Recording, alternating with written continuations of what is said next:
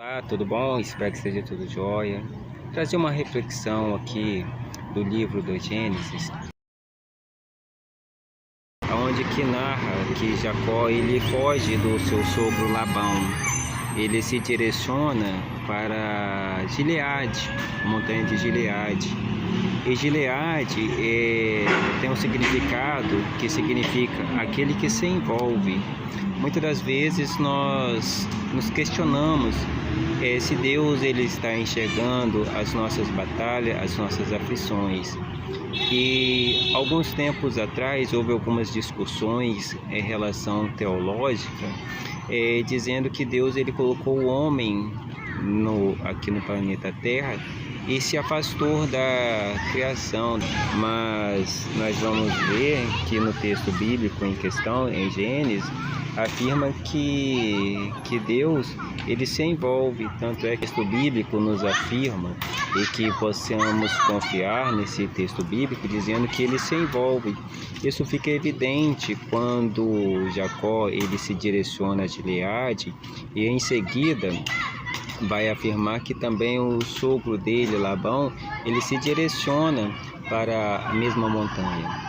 Mas aqui entra que o Senhor se apresenta para Labão dizendo que era para Labão não falar nada a respeito de Jacó.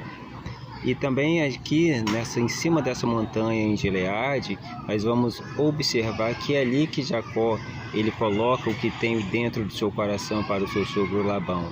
Durante um período de 20 anos, Jacó ele trabalhou para o seu sogro, mas o seu sogro em momento nenhum o reconhecia do seu serviço, o salário dele por 10 vezes, né?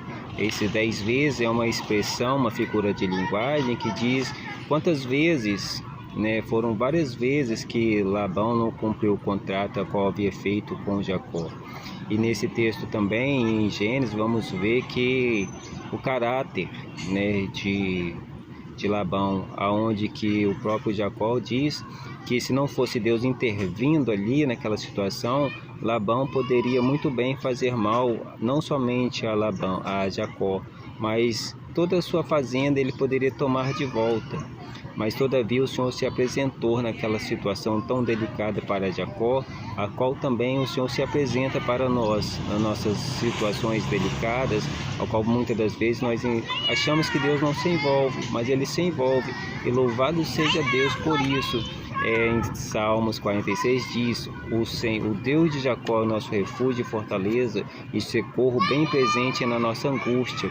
Da mesma forma que Deus se envolveu lá na questão de Jacó e Labão, o nosso Deus ele também se envolve hoje no presente. Por isso ele é imutável. Um dos atributos do Senhor, ele é imutável, ele não muda, ele é o mesmo ontem, hoje e eternamente. Aleluias por isso.